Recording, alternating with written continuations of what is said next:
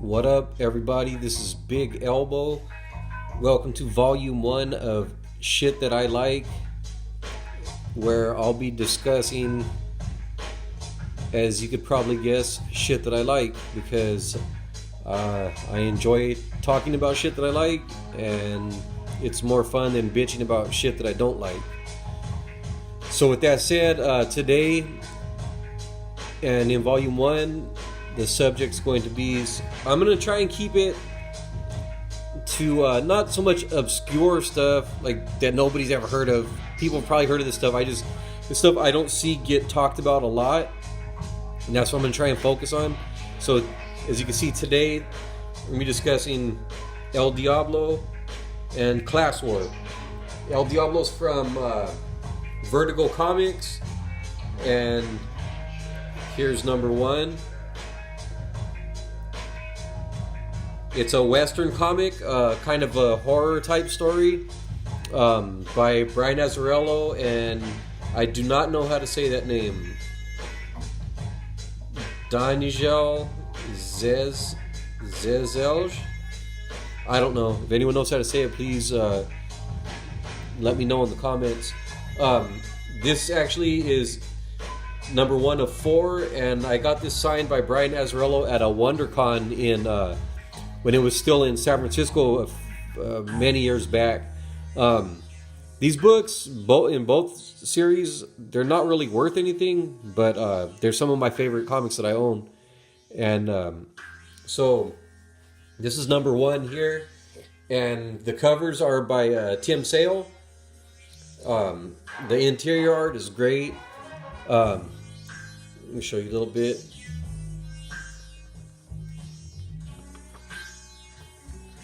There's the insert right there.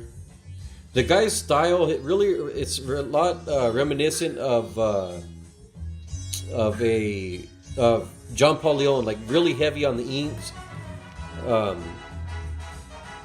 He doesn't do a lot of work in comics. For every once in a while, you'll see him. He'll do some work.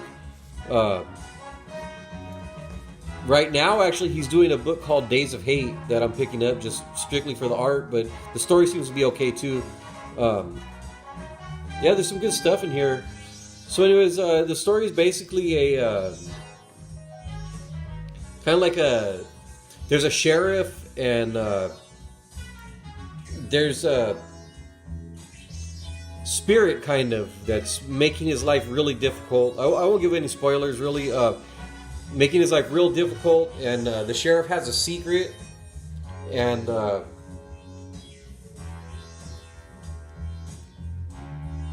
he's trying to escape it, but this spirit's making things real difficult for him. This is number 2 of 4. Insert. And no matter what he does, he can't get away from it. It's his past is coming back to haunt him. Kind of shows, like, you could change your name, you can change the way you look, but you can't change what you did. Here's another a little bit more look at the interior art. I really like the art in this. I would like to see more of this. I don't know if this El Diablo is related to any of the other DC comics of the same name. I know that's the guy in the Suicide Squad's name, right? El Diablo. I don't know if this has anything to do with any of that stuff. Look at this picture. Guy got strung up by his own intestines. But anyways, in this one, El Diablo's it's set in the Old West, and I'd like to see more Weird West genre in comics. So that's number 2. Again, these covers are by Tim Sale. Here's number 3.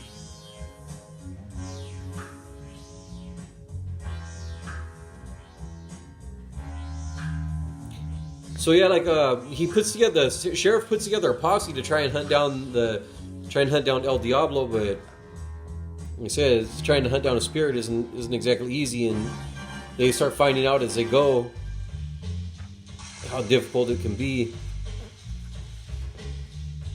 And eventually, you know, the sheriff's dark secret and past it will catch up with them and come out. But yeah, it's a really good series. I think it would make a great movie, or maybe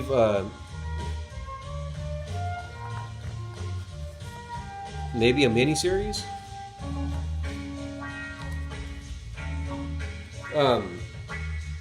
I like this picture right here. That's nice. It's the art seems so simple, you know, with all the heavy shadows and stuff, but I really like it. What was I saying? Oh, with I would suggest getting all 4 copies and just at least reading 2 issues at a time. Like, for me, I've always thought that Brian Azzarello's stuff reads better in if you could get a trade paperback, or if you just read big chunks of it at a time. And here's number 4. I think this is probably my favorite cover of the 4. Again, these are Tim Sale. Yeah, like 100 Bullets and all pretty much most stuff that I've read from him. I like it better in trade, or like if you get all 4 issues, just read them all at once. But yeah, there's if there's any particularly good stuff in this one.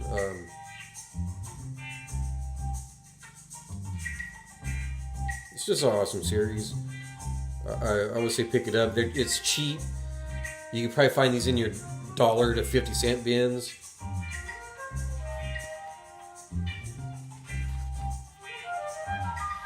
Really good on the whole.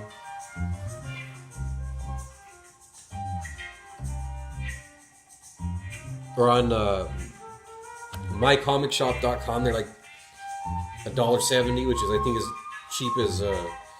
cheap as it get. They're cheapest books on there. But yeah, so that's El Diablo Vertigo Comics.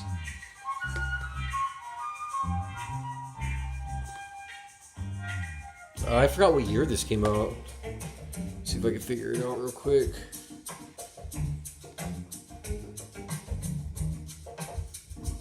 (2001) was the year it came out. Funny enough, the next series that I want to show, CLASSWAR, started in 2002. The name of the book is CLASSWAR from Com.x. Written by Rob Williams, who I don't know, I never heard of anything else that he wrote. Art by Trevor Hairsine, or Hairsine, however you say it. I think right after this he got halfway through the series, the artist changes, and I think because there was a 2-year hiatus between number 3 and number 4, and Trevor, I think that's when he got hired by Marvel and drew not the Ultimates, but he drew something in that Ultimate line. It was because Brian Hitch drew the Ultimates. He drew not Ultimate War, but he drew Ultimate something. I can't remember. Anyway, so it has like a double cover, but they're pretty much the same cover. Just they altered it a little bit, put some stripes and shit across it. Art is great in here. The story's really cool. It's basically, the guy his name is the American, and he is part of a team. George W. Bush is the president, pretty much. They don't use that name, but it's him. He gets tired of being. He's like, imagine Captain America, but with Superman's powers. I'll show you a little bit of the art in here. On that, power scale level, or that power level of like Superman. That's him with his sidekick right there. So, anyways, he gets fed up being. He finds out you know, like some of the things that are going on behind closed doors, and he pretty much gets tired of being used as a weapon and feels remorse for, you know, killing people. The rest of his team is really like, they're pretty much like scumbags. Here's a couple of them having some infighting. It's a real action-packed series. Very adult, very a lot of adult stuff as far as sexuality and language and whatnot. So anyways, yeah, he I don't want to spoil it, but it pretty much set the first issue pretty much sets up the story. He goes rogue. He takes the president up in the air and does some shit to him, makes himself an outlaw basically by doing that. And yeah, it's good stuff. There's a bunch of a lot of government double crossing and all that good stuff. A lot of superhero brawls. That's number 1. Let me show you the cover for issue number 2. That's a great cover, I think. I really like that one. You can't, no, at first look at that cover, you can't really tell what the hell it is, but it's all explained within the issue. Let me see, there's also some good art in here. So like I said, the first 3 issues are by Trevor Hairsine, and then artist named Travel Foreman takes over, and he also ended up doing some work for Marvel and DC, I'm sure. This stuff.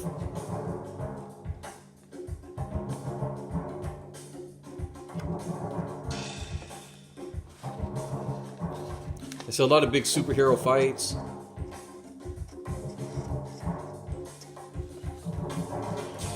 It's you know, really interesting for the time. And I remember, you know, those of you that are older, like, or you remember in the early 2000s, like there was a write-up about this series when it first came out in like Wizard magazine.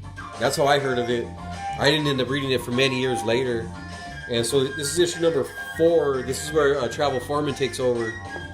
And I'm usually not, I wasn't happy to find out that the artist changed.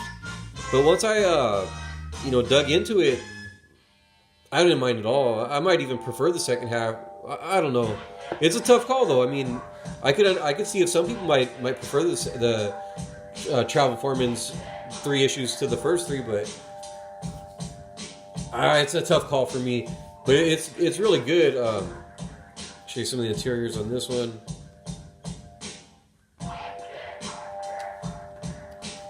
There's the American there. Let's see. Oh, this is just dope right here. Splash page. You can tell it's hard to kind of see,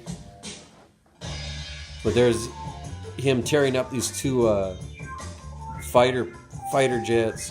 This is pretty badass. But yeah, Travel Foreman did his thing on these 3 issues. I don't know if this is like his. It has to be his early published work. I don't know if it's the first book he ever did, but yeah, the art quality doesn't drop off at all. It's different, but it's still good. It's still really good.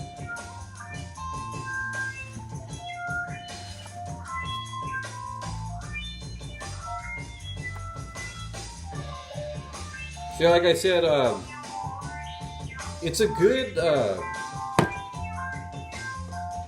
mix between, you know, superhero action with some, you know, political stuff thrown in there.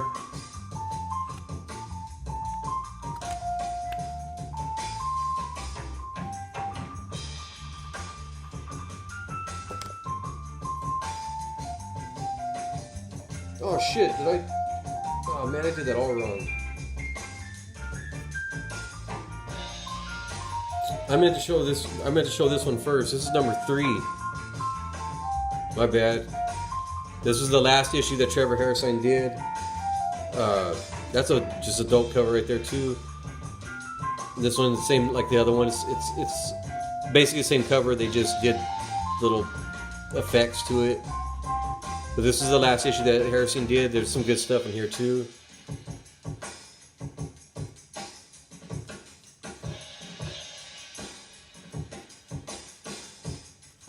There's a little bit of nudity in some of these, but nothing major, nothing crazy.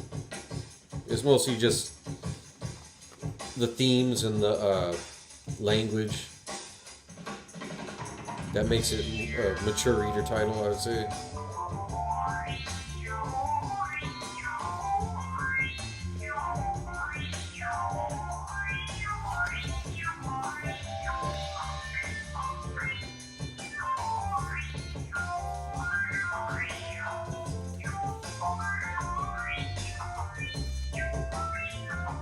This is actually one of the slower issues of the series.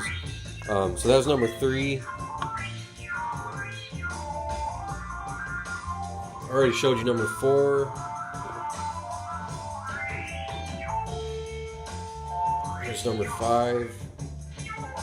But yeah, I mean, it's definitely worth checking out. And again, it's cheap. I'm sure you can find it. This one might be a little bit harder to find in the dollar boxes, but you can order them online for cheap. I'm pretty sure my comic shop has them for $1.70. Except I think the last issue might be a couple dollars.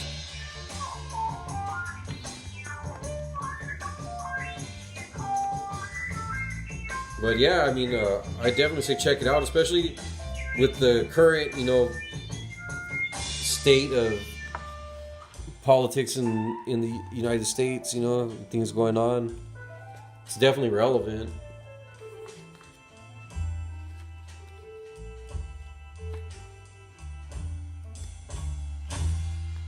Let's see something good in here. It's a travel foreman. He did some good stuff. So that's number 5, and this is the final issue, number 6. And these ones don't have the back covers. They just have the front cover. This Com.x, they made some interesting stuff. Like they had this other title named Puncture. That was kind of cool. And Bazooka Jules. I always thought Bazooka Jules looked interesting, but I never really got to read it. I think that's the president there being a jerk off, literally. Yeah, surprising leg muscles though for being an old dude. He's been doing some squats or something. Yeah, here's some more superhero brawling. So yeah, like I was saying, it's a good mix of the superhero stuff and politics and political themes. I mean.